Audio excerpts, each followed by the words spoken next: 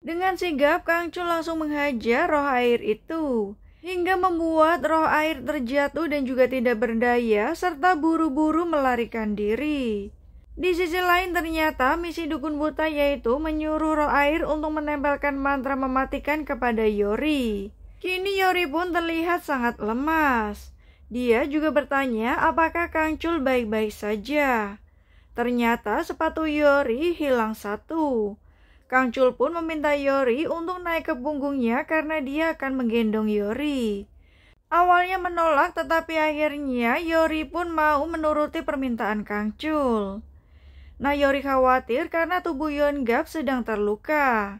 Namun Kangcul meminta Yori untuk bersandar. Tiba-tiba Yori merasakan ada yang aneh karena dirinya merasa nyaman.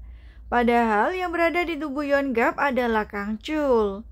Kangcul mengatakan bahwa dia juga merasakan hal yang sama, di mana jantungnya juga berdebar tanpa diminta. Tentu saja hal itu membuat Yori semakin panik. Dia pun beralasan bahwa itu adalah perasaan yang dimiliki oleh manusia. Sementara itu, Raja mengumpulkan semua dayang istana untuk mencari tahu siapakah dalang yang menaruh tengkorak di bantal ratu. Dan ada 3 dayang yang bertugas saat itu, salah satunya Dayang Engdu. Tetapi Dayang Engdu masih bersikeras dia tidak melakukannya. Raja pun marah dan meminta mereka untuk segera mengakui kesalahannya. Dayang Engdu kemudian teringat ketika dukun buta memintanya menaruh tengkorak di bantal ratu. Dia mengancam akan memberitahu raja karena Dayang Engdu memberitahu informasi ratu kepada Dayang Ibu Suri.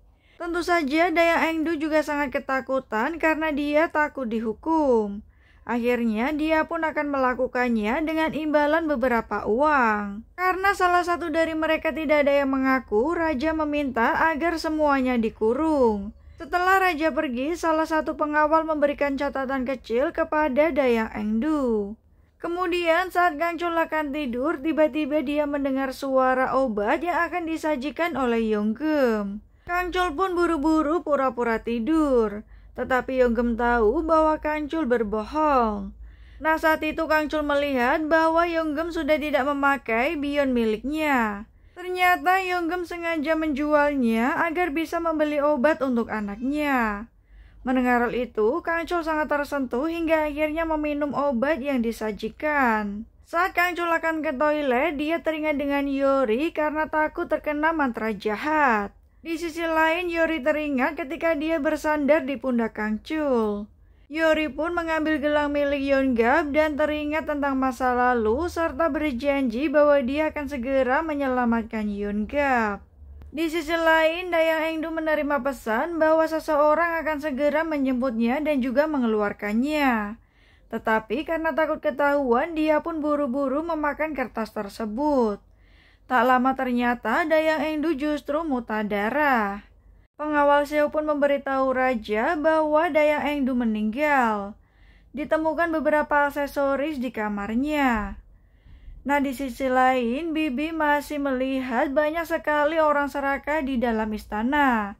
Dia akan segera memakannya dan naik ke langit. Bibi juga memberitahu beberapa roh bergosip tentang roh 8 kaki. Kemudian Ibu Suri memanggil dukun buta dan bertanya apakah tengkorak yang ada di kamar ratu adalah ulahnya. Dukun buta mengiyakan semua itu karena dia merasa semuanya adalah perintah Ibu Suri. Awalnya Ibu Suri menyangkal semua itu, tetapi dukun buta berusaha untuk memprovokasinya atas kematian Pangeran Yong-in. Nah, Kasim Kim Eun-son memberikan sebuah benda peninggalan dari Yongab. Raja pun teringat dengan semua perbuatan baik dan juga kesetiaannya hingga dia menulis di sebuah catatan. Serta menuliskan bahwa Yongab sudah meninggal tetapi arwahnya belum bisa ditemukan. Sementara Dayangan berusaha meyakinkan Ibu Suri bahwa ada wanita muda si pembuat kacamata yang sekarang bekerja di Sangwon. Dia curiga bahwa wanita itu adalah seorang dukun. Terlihat Yori meminta bantuan Ok Im untuk mencari tahu tentang roh air, tetapi Ok Im menolaknya. Saat Yori akan kembali ke Sangwon, dia mendengar Dayang kecil yang terus kehilangan sepatunya. Seorang dayang lain memberitahu kemungkinan itu adalah perbuatan roh karena saat seusianya dia juga sering kehilangan sepatu. Tiba-tiba Yori melihat Bibi yang sedang berkeliaran di istana. Di saat bersamaan, dukun buta juga akhirnya melihat bahwa terdapat seorang emoji di istana. Kemudian saat pejabat istana datang, Bibi mendekatinya. Dia mengatakan bahwa Kim Bong In adalah orang yang penuh dengan keserakahan dan juga dengki. Yori pun buru-buru menghalangi Bibi untuk memakannya, karena Kim Bong In adalah kakek dari ibu raja. Tentu saja Bibi sangat marah melihat kelakuan Yori. Tetapi Kang Chul buru-buru datang dan juga menghalangi Bibi untuk memarahi Yori. Dia pun menyuruh Bibi untuk segera pergi. Kini dukun buta pun akhirnya mengetahui bahwa ada 2 emoji di istana. Saat semua menteri sedang bergosip tentang kematian Gubernur Jiang, Menteri Kwok akhirnya teringat dengan perkataan Yongga. Nah, di sisi lain, Raja mengunjungi rumah Tuan Choi, tetapi dia dilarang masuk. Akhirnya Inson pun mendengar keributan di luar. Dia menghampiri Raja dan bertanya bahwa ayahnya tidak bisa untuk ditemui. Raja pun memperkenalkan diri sebagai murid Tuan Choi yang bernama Li Jong. Ternyata Insong teringat bahwa nama itu tidak asing, dia pun langsung kaget. Inson memberitahu bahwa pria itu adalah Raja. Kedatangan Raja yaitu karena dia ingin meminta bantuan Tuan Choi. Sebelumnya Tuan Choi adalah merupakan pejabat istana yang mengundurkan diri 5 tahun lalu. Raja ingin mereformasi RUU tentang budak. Namun ternyata hal itu mendapat banyak tantangan. Oleh sebab itu Raja meminta bantuan Tuan Choi. Nah, di saat Raja akan pergi, sebuah genteng terjatuh yang akan melukai Tuan Choi. Ternyata itu adalah ulah dari hantu kaki 1. Di saat Kang Chul dan juga Yori akan pulang, dia penasaran dengan Bibi. Kang Chul mengatakan Bibi hanya memakan roh yang jahat dan juga serakah. Yori heran karena menganggap bahwa Menteri Kim Bong In adalah orang yang baik dan ramah serta dia adalah kakek dari ibu raja. Namun Kang Chul tidak menjamin bahwa Kim Bong In adalah orang yang baik. Sementara itu, Dayang kecil meletakkan sebuah saringan dan juga mengambil sepatunya seperti yang diperintahkan oleh Yori. Seorang hantu kecil akhirnya gagal untuk mencuri sepatu dari Dayang kecil. Dia pun kemudian mendekati saringan yang telah dipasang. Saat roh kecil itu sedang asyik menghitung, tiba-tiba Yori datang dari arah belakang dan langsung mengikat dan juga menangkapnya. Roh kecil itu sangat marah dan mengatakan bahwa dia lebih tua dari Yori. Yori pun bertanya apakah roh kecil melihat siapakah orang yang menaruh jimat di bawah kasur Pangeran Yong-in. Nah, roh kecil itu mengatakan bahwa orang itu memiliki kuku yang kotor. Ternyata dia adalah asisten dari dukun buta. Keesokan harinya, Kasim Kim memanggil Yori dan bertanya apakah Yongga benar-benar dirasuki oleh seorang emoji. Dia mengatakan bahwa emoji itu adalah Kang Chul. Dia takut bahwa emoji itu memiliki dendam terhadapnya, karena Kang Chul tidak pernah menghormatinya. Tiba-tiba Dayang Han datang dan meminta Yori untuk ikut dengannya karena Ibu Suri ingin bertemu. Di sisi lain, Raja terlihat khawatir karena Ratu jatuh sakit. Tabib juga tidak bisa memastikan sakit apa yang diderita Ratu. Kemudian Raja meminta semuanya untuk keluar. Dia pun bertanya kepada Dayang O dan Dayang O memberitahu bahwa Ratu sering bermimpi buruk tentang hantu. Tak lama Raja pun meminta agar segera memanggil Yori untuk datang. Di sisi lain Yori masih menemui Ibu Suri yang bertanya tentang kondisi matanya. Tetapi menurut Yori kondisi mata Ibu Suri masih terlihat baik-baik saja. Ibu Suri bertanya dari manakah asal Yori. Yori mengatakan bahwa dia berasal dari desa Yongdam. Ibu Suri pun mulai terlihat ragu dengan Yori. Kini Ratu terlihat sangat kesakitan hingga membuat Raja semakin panik. Dia pun kesal karena Yori tak kunjung datang. Raja akhirnya akan pergi sendiri menemui Yori. Sementara itu, roh kecil berusaha mengganggu Yori yang ada di depan Ibu Suri. Di saat bersamaan, Raja datang ke tempat Ibu Suri. Dia melihat Yori dan juga mengatakan kepada Ibu Suri bahwa ini bukanlah waktu yang tepat untuk memakai jasanya. Raja pun menunjukkan beberapa aksesoris milik Dayang Engdu yang ditemukan di kamarnya. Hal itu membuat Ibu Suri semakin tertekan.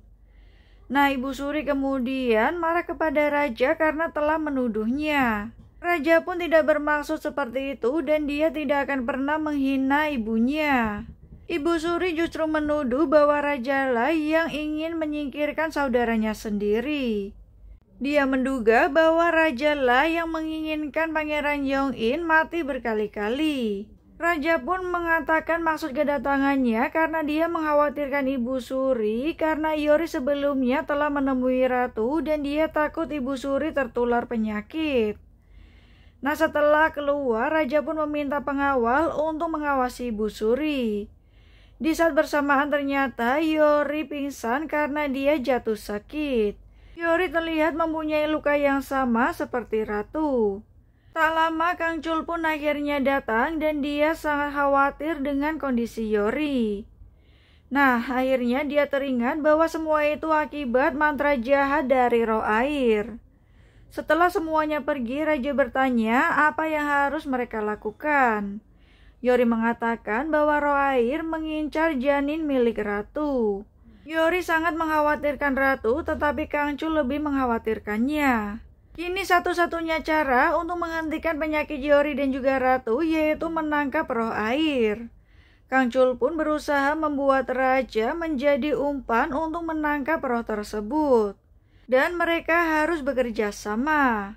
Mendengar penjelasan Kang Chul, Raja akhirnya bersedia untuk menjadi umpan. Sementara itu, Dayang Han bertemu dengan dukun buta dan mengatakan bahwa Yori berasal dari desa Yongdam.